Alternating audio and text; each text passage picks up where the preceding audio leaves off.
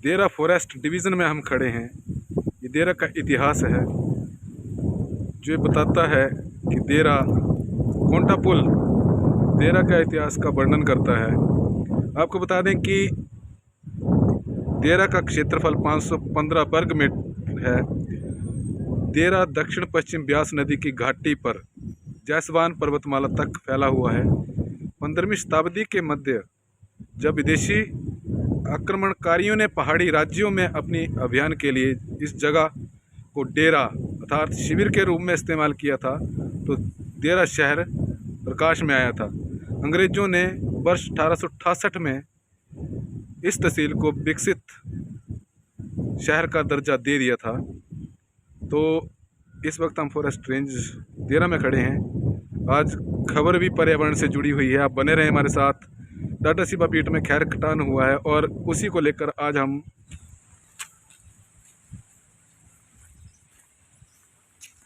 ये जो खैर है वो पकड़ा गया है और इसकी जो बाज़ार में कीमत है सरकार के हिसाब से देखें तो बहुत ज़्यादा बनती है। लेकिन विडंबना ये है कि जो खैर है उसे हम ये नहीं बता सकते 5 काटे हैं 6 काटे हैं, लेकिन दर्जनों भी हो सकते हैं ये जिस हिसाब से लकड़ी यहाँ पर खैर की पड़ी है। लेकिन बड़ी बात यह है कि जो वन काटू हैं वो फंसता तो मजदूर आदमी है, लेकिन जो बड़े मछलियाँ हैं उन तक पहुँच ही नहीं पाते हैं विभाग। और इस खबर पर हम बातचीत करेंगे रेंज ऑफिसर से। आप बने रहें हमारे साथ, देखते रहें तहलका लाइव टाइम। ये जो खैर है आपको बता रहे हैं हम, वो मार्क किए हैं विभाग ने और यहाँ पे बताया भी जा रहा है कि एक दो जो व्यक्ति बता रहे हैं, लेकिन बड़ी बात है कि वो मजदूर ही हैं दोनों। जो मेन आदमी है उस पर क्या कार्रवाई करेगा विभाग, या उसे फाइन करेगा। लेकिन प्रावधान ऐसा है कि फाइन करके जो लकड़ी काटी है उसका फाइन लेकर विभाग लकड़ी जब्त कर लेता है और उसे फिर से वो कानून लचीला होने के कारण वन विभाग में फिर से वो इनके हौसले जो हैं खैर माफिया के, क्योंकि इस वक्त बिल्कुल बंद है लकड़ी और ख़ासकर खैर कटान पर बंद है। एक सुझाव है छोटा सा हम दें विभाग के से, जब इसमें किए तो एक सूर्य अस्त होने के बाद जो आपकी गाड़ी जहाँ पर है वहीं पर थम जाएगी। लेकिन आपको बता दें कि लूना और बाबा बड़ो के जो रूट हैं अगर वो इससे निकल रहे हैं तो ये वो भी लिंक रास्तों से, तो ये परमिट किस हिसाब से नेशनल हाईवे को छोड़कर लिंक से चोरी करवाई जाती है और लाखों का चूना प्रदेश सरकार को लगाया जाता है। यहाँ पर विभाग सक्रिय था, पिछले 10-15 दिनों से वो रैकी कर रहा था। सूचना मिली, विभाग पहुँचा, पर विभाग ने जो खैर जब्त किया वो आपके सामने है। इस खबर पर अपडेट के लिए आप बने रहें हमारे साथ, देखते रहें तहलका लाइव टाइम, क्योंकि दर्जनों पेड़ हैं, ये 6 पेड़ नहीं बोल सकते हम इनको।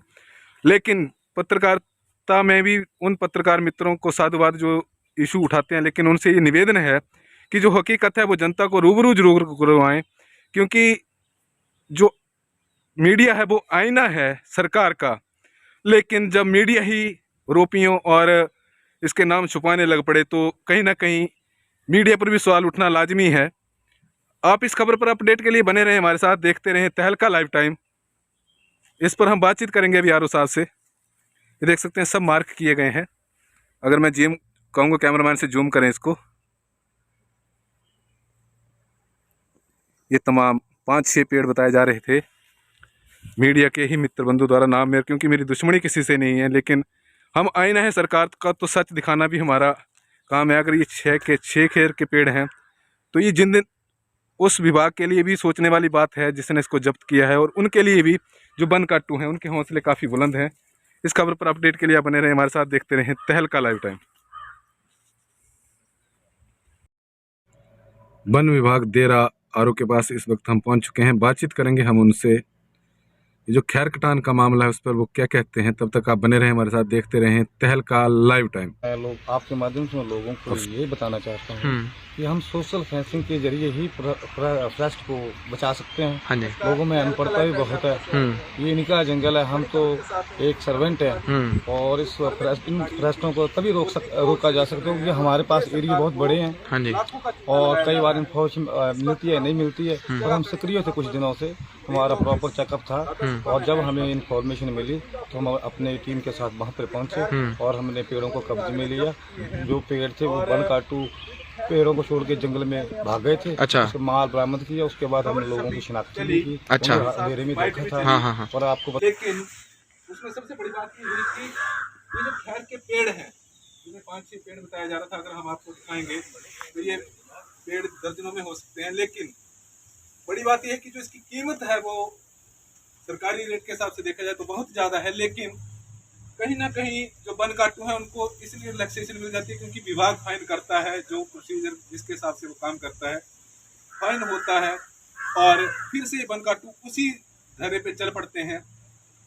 इस वक्त आज का जो इशू है बहुत हॉट इशू है जिस पर हम बात कर रहे हैं, क्योंकि चाहे वो खनन माफिया हो, चाहे वो वन काटुओं का माफिया हो, चाहे अवैध खनन का माफिया हो, चाहे चिट्टे का माफिया हो, कहीं ना कहीं पुलिस की सहभागिता से ही ये काम हो रहे हैं। और ऐसा मैं नहीं कह रहा हूँ, ये एक जो सीआईडी के पास, स्टेट सीआईडी के पास रिपोर्ट है उसके मुताबिक है, क्योंकि चिट्टे के कारोबार में ही पुलिस का हाथ रहा है।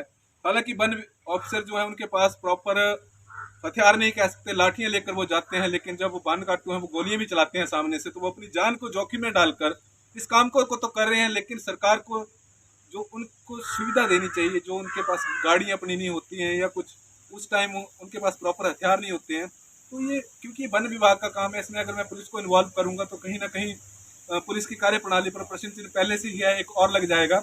लेकिन यहाँ पर बात ये कर रहे हैं हम कि जो वन काटू हैं उनके हौसले बुलंद कैसे हैं और सरकार को चूनना कैसे लग रहा है।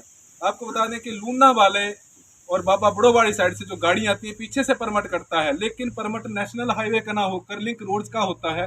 तो सोचने वाली बात है, ये जो ठेकेदार प्रथा है हिमाचल में, एक सुझाव दे रहे हैं वन विभाग को कि अगर ये कटान है प्रदेश सरकार को भी कि एक तहलका लाइफ टाइम का भी, और जो व्यूअर्स हमारे साथ जुड़ते हैं वो भी अपने कमेंट जरूर करें, भाषा को मर्यादित रखकर कमेंट करें। अगर आपको लगता है कि इशू सही है तो कमेंट करें, नहीं तो व्यर्थ के कमेंट ना करें, क्योंकि उस पर कानूनी कार्रवाई भी की जा सकती है। तो बड़ी बात ये रहेगी, क्योंकि इस खबर पर हम बातचीत करेंगे आरओ और डीएफओ सन्नी वर्मा जी से। आप बने रहें हमारे साथ, देखते रहें तहलका लाइफ टाइम।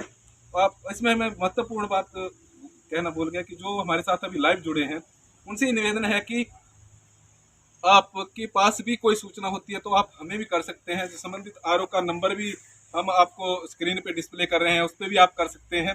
तो जन सहभागिता किसी भी नशे को खत्म करने के लिए, किसी भी लत को करने के लिए जन सहभागिता बहुत जरूरी है। जब आम आदमी हमारे जागरूक हैं लेकिन रात को वो सो रहे होते हैं, विभाग के पास भी कोई ऐसी कोकसार नहीं पड़ी है कि उन्हें पता हो कि कहाँ पे कटान हो रहा है, तो अगर आपके पास सूचना मिलती है तो ये सूचना विभाग को जरूर दें। और प्रदेश सरकार के लिए खासकर कि अगर वन विभाग का जो नियम बोलता है, एक्ट बोलता है, वो ये बोलता है कि सूर्य अस्त के बाद आपके पहिए बालन से बड़ी गाड़ी के वहीं पे जाम हो जाएंगे, लेकिन मंगवाल बैरियर तक ये पहुंच जाते हैं। तो कैसे पहुंचते हैं, इसमें नीचे से लेकर ऊपर तक सब अधिकारियों की इन्वॉल्वमेंट है, तभी ये हो रहा है। अन्यथा ऐसा ना होता तो जो अधिकारी अपनी ड्यूटी को ड्यूटी समझकर नहीं कर रहे हैं उनके लिए भी एक खतरे की घंटी है कि वो काम करें, अपनी ड्यूटी को ड्यूटी समझकर करें। और ये जो अवैध कटान हो रहा हो, चाहे अवैध खनन हो रहा हो, चाहे चिट्टे का प्रयोग हो हिमाचल में कभी ऐसा नहीं सुना था हमने कि सब सक्रिय हो जाएंगे ये। और खासकर सुख सरकार में, जिस टाइम सुख सरकार प्रदेश हिमाचल प्रदेश में है और सुख सरकार में कुछ भी सुखी नहीं दिख रहा है, अंधेर नगरी चौपट राजा वाला हिसाब है, अधिकारियों पर लगाम नहीं है। तो ऐसे में बहुत सारे प्रश्न हैं जो आम आदमी को सोचने पे मजबूर करते हैं, जिन्होंने आपको वोट डाले हैं उन पर ये सोचने के लिए मजबूर जरूर करते हैं। आप बने रहें हमारे साथ, देखते रहें तहलका लाइफ टाइम। तहलका लाइफ टाइम के लिए देरा गोपीपुर हिमाचल प्रदेश से अनिल डोगरा की रिपोर्ट।